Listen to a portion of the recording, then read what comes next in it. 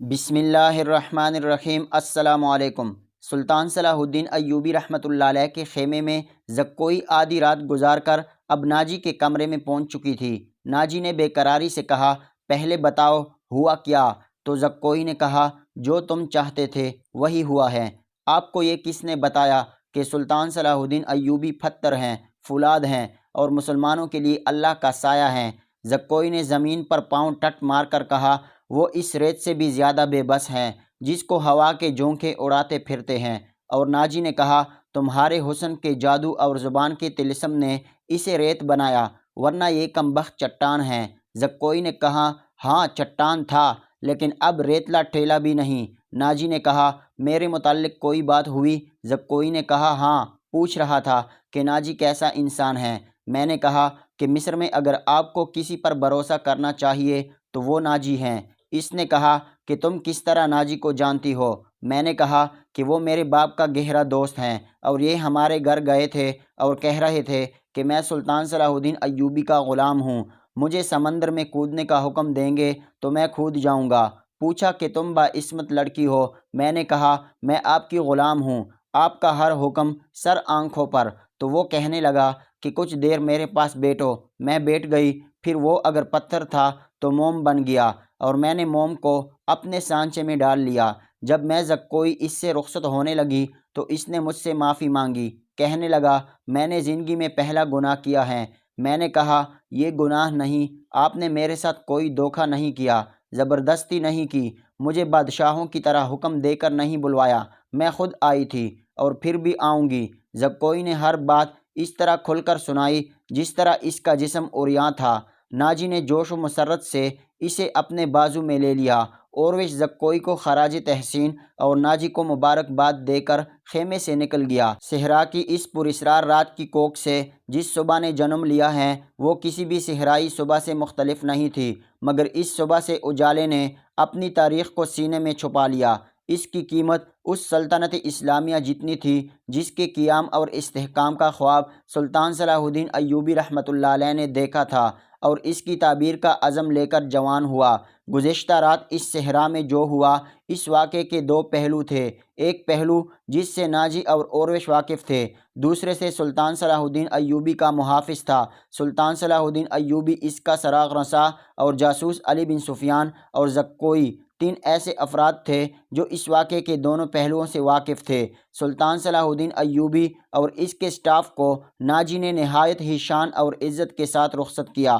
سوڈانی فوج دور کھڑی سلطان صلاح الدین ایوبی زندہ باد کے نعرے لگا رہی تھی۔ سلطان صلاح الدین ایوبی نے نعروں کے جواب میں ہاتھ لہرانے، مسکرانے اور دیگر تکلفات کی پرواہ نہیں کی۔ ناجی سے ہاتھ ملایا اور اپنے گھوڑے کو ایڑی لگائی۔ اس کے پیچھے اپنے ساتھیوں کو بھی اپنے گھوڑے دوڑانے پڑے۔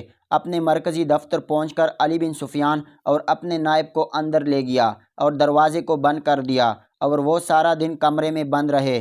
سورج غروب ہوا، تاریکی چھا گئی، کمرے کے اندر کھانا تو دور، پانی بھی نہیں گیا۔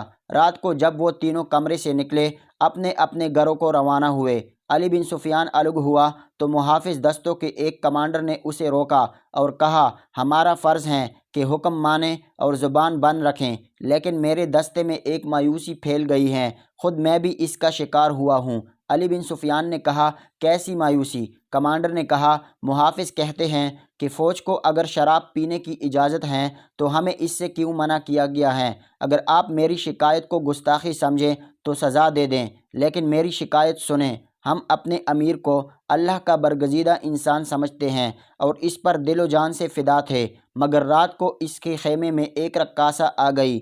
علی بن سفیان نے کمانڈر کی بات مکمل کرتے ہوئے کہا، تم نے کوئی گستاخی نہیں کی، گناہ امیر کرے یا غلام، سزا میں کوئی فرق نہیں، گناہ بہرحال گناہ ہوتا ہے۔ میں یقین دلاتا ہوں کہ آپ کو امیر مصر اور رقاصہ کی پچھلی رات کوئی عنصر ایسا نہیں ملے گا۔ یہ کیا تھا ابھی میں تم کو نہیں بتا سکتا، آہستہ آہستہ وقت گزرتے ہوئے تم سب کو پتہ چل جائے گا کہ رات کو کیا ہوا تھا۔ علی بن سفیان نے کمانڈر کے کندھے پر ہاتھ رکھتے ہوئے کہا، میری بات غور سے سنو، عامر بن صالح، تم پرانے عسکر ہو، اچھی طرح جانتے ہو کہ فوج اور فوج کے سربراہوں کے کچھ راز ہوتے ہیں جن کی حفاظت ہم سب پر فرض ہے۔ رقاصہ کا امیر مصر کے خیمے میں جانا بھی ایک راز ہے۔ اپنے جانبازوں کو شک میں نہ پڑنے دو اور کسی سے ذکر تک نہ ہو کہ رات کو کیا ہوا تھا۔ یہ کمانڈر پرانا تھا اور علی بن سفیان کی قابلیت سے آگاہ تھا، سو اس نے اپنے دستے کے تمام شکوک رفع کیے اور اگلے روز سلطان صلاح الدین ایوبی رحمۃ اللہ علیہ دوپہر کا کھانا کھا رہے تھے کہ سلطان صلاح الدین ایوبی کو اطلاع دی گئی کہ ناجی آئے ہیں۔ سلطان صلاح الدین ایوبی کھانے سے فارغ ہو کر ناجی سے ملنے گئے۔ ناجی کا چہرہ بتا رہا تھا کہ کوئی گڑبڑ ہے۔ ناجی نے اپنے لہجے میں کہا، قابل صد احترام امیر مصر، کیا یہ حکم آپ نے جاری کیا ہے کہ سوڈانی فوج کی 50,000 نفری مصر کی اس فوج میں مدغم کر دی جائے جو حال ہی میں تیار ہوئی ہے؟ سلطان صلاح الدین ایوبی نے تحمل سے جواب دیا، ہاں ناجی، میں نے کل سارا دن اور رات کا کچھ حصہ صرف کر کے اور بڑی گہری سوچ و بچار کے بعد یہ فیصلہ تحریر کیا ہے کہ جس فوج کے تم سالار ہو اسے مصر کی فوج میں اس طرح مدغم کر دیا جائے کہ ہر دستے میں سوڈانیوں کی نفری صرف 10% ہو، اور تمہیں یہ حکم بھی مل چکا ہوگا تب سواج کے سالار نہیں ہوں گے، تم فوج کے مرکزی دفتر میں آ جاؤ گے۔ ناجی نے کہا، عالی مقام، مجھے کس جرم کی سزا دی جا رہی ہے؟ صلاح الدین ایوبی نے کہا، اگر تمہیں یہ فیصلہ پسند نہیں تو تم فوج سے الگ ہو جاؤ۔ ناجی نے کہا، معلوم ہوتا ہے میرے خلاف سازش کر دی گئی ہے اور گہری نظر سے چھان بین کرنی چاہیے۔ مرکز میں میرے بہت سے دشمن ہیں۔ سلطان صلاح الدین ایوبی رحمۃ اللہ علیہ نے فرمایا، میں نے یہ فیصلہ صرف اس لیے کیا کہ میری انتظامیہ اور فوج سے سازشوں کا خطرہ ہمیشہ کے لیے نکل جائے، اور میں نے یہ فیصلہ اس لیے کیا ہے کہ کسی کا عہدہ کتنا ہی بلند و بالا کیوں نہ ہو یا کتنا ہی ادنا کیوں نہ ہو، وہ شراب کو نہ پیے، ہلڑ بازی نہ کرے اور فوج حبشوں میں ناچ گانے نہ ہو۔ ناجی نے کہا، سلطان معظم، میں نے تو حضور سے اجازت لی تھی۔ سلطان صلاح الدین ایوبی رحمۃ اللہ علیہ نے فرمایا، میں نے شراب اور ناچ گانے کی اجازت صرف اس لیے دی تھی کہ اس فوج کی اصل حالت میں دیکھ سکوں جسے تم ملت اسلامیہ کا فوج کہتے ہو۔ میں 50,000 نفری کو برطرف نہیں کر سکتا، مصری فوج میں اس کو مدغم کر کے اس کے کردار کو سدھار لوں گا۔ اور یہ بھی سن لو کہ ہم میں کوئی مصری، سوڈانی، شامی، اجمی نہیں ہے، ہم سب مسلمان ہیں، ہمارا ایک دین ہے۔ ناجی نے کہا، امیر عالی مرتبہ، آپ نے تو یہ سوچا ہوتا کہ میری کیا عزت رہ جائے گی۔ سلطان صلاح الدین ایوبی رحمۃ اللہ علیہ نے فرمایا، جس کے تم اہل ہو اپنے ماضی پر ہی نظر ڈال دو، ضروری نہیں کہ اپنی کارستانیوں کی داستان مجھ ہیسی سنو، فوراً واپس جاؤ اور اپنی فوج کی نفری، سامان جانور، سامان خوردنوش وغیرہ کے کاغذات تیار کر کے میرے نائب کے حوالے کر دو۔ 7 دن کے اندر اندر میرے حکم کی تعمیل ضروری ہونی چاہیے۔ ناجی نے کچھ کہنا چاہا لیکن سلطان صلاح الدین ملاقات کے کمرے سے باہر نکل گئے۔ یہ بات ناجی کے خفیہ حرم میں پہنچ چکی تھی کہ زکوئی کو امیر مصر نے رات بھر شرف بازیابی بخشی ہے۔ زکوئی کے خلاف حسد کیا، ناجی نے اس کو اپنے پاس رکھا، اسے ذرا سی دیر کے لیے بھی اس حرم میں جانے نہیں دیتا تھا جہاں ناجی کی دلچسپ ناچنے والی لڑکیاں رہتی تھیں۔ انہیں یہ تو معلوم نہ تھا کہ ناجی زکوئی کو تنہائی میں سلطان صلاح الدین ایوبی کو موم کرنے کی ٹریننگ دے رہا ہے اور کس بڑے تخریبی منصوبے پر کام کر رہا ہے۔ یہ رقاصائیں بھی دیکھ کر جل رہی تھی کہ زکوئی نے ناجی پر قبضہ کر لیا تھا اور ناجی کے دل میں ان کے خلاف نفرت پیدا کر دی گئی ہے۔ حرم کی 2 لڑکیاں جو زکوئی کو ٹھکانے لگانے کے بارے میں سوچ رہی تھی، اب انہوں نے دیکھا کہ زکوئی کو امیر مصر نے بھی رات بھر اپنے خیمے میں رکھا تو وہ پاگل ہو گئیں۔ اس کو ٹھکانے لگانے کا واحد طریقہ قتل تھا۔ قتل کے 2 ہی طریقے ہو سکتے ہیں، زہر یا کرائے کے قاتل جو زکوئی کو سوتے ہوئے قتل کر دے۔ دونوں ہی طریقے ناممکن لگ رہے تھے کیونکہ زکوئی باہر نہیں نکلتی تھی اور اندر جانے تک اس کو رسائی کا کوئی ذریعہ نہیں تھا۔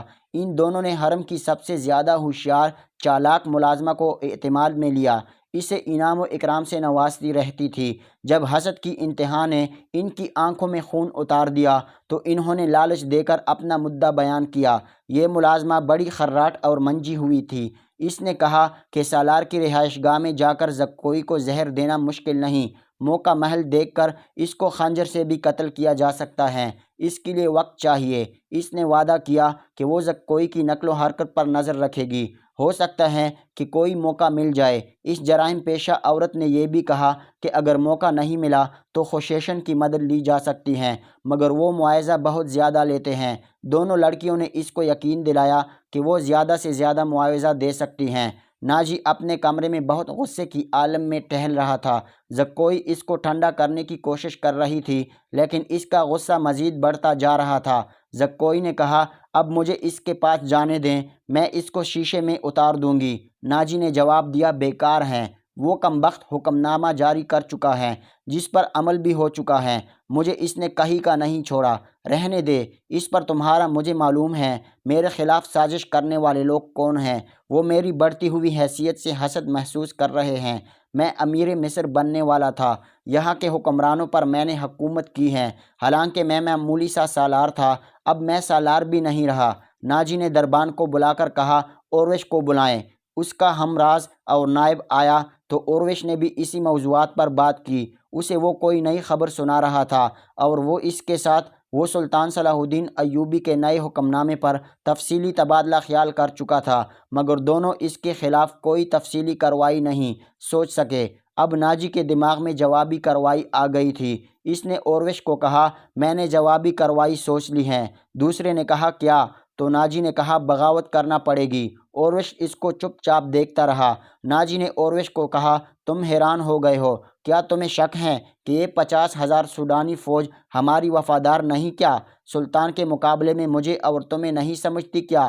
تم اس کو یہ کہہ کر بغاوت پر آمادہ نہیں کر سکتے کہ تمہیں مصر کا غلام بنایا جا رہا ہے، حالانکہ مصر تمہارا ہے۔ میں نے اس اقدام پر غور نہیں کیا۔ بغاوت کا انتظام ایک اشارے پر ہو سکتا ہے، لیکن مصر کی فوج بغاوت کو دبا سکتی ہے اور اس نئی فوج کو کمک بھی مل سکتی ہے۔ حکومت سے ٹکر لینے سے پہلے ہمیں ہر پہلو پر غور کرنا چاہیے۔ اوروش نے کہا، میں غور کر چکا ہوں، عیسائی بادشاہوں کو مدد کے لیے بلا رہا ہوں۔ تم 2 پیام مبارک تیار کرو، انہیں بہت دور جانا ہے۔ آؤ میری بات غور سے سنو۔ ناجی نے زکوئی کو کہا، تم اپنے کمرے میں چلی جاؤ۔ زکوئی اپنے کمرے میں چلی گئی اور دونوں ساری رات اپنے کمرے میں بیٹھے رہے۔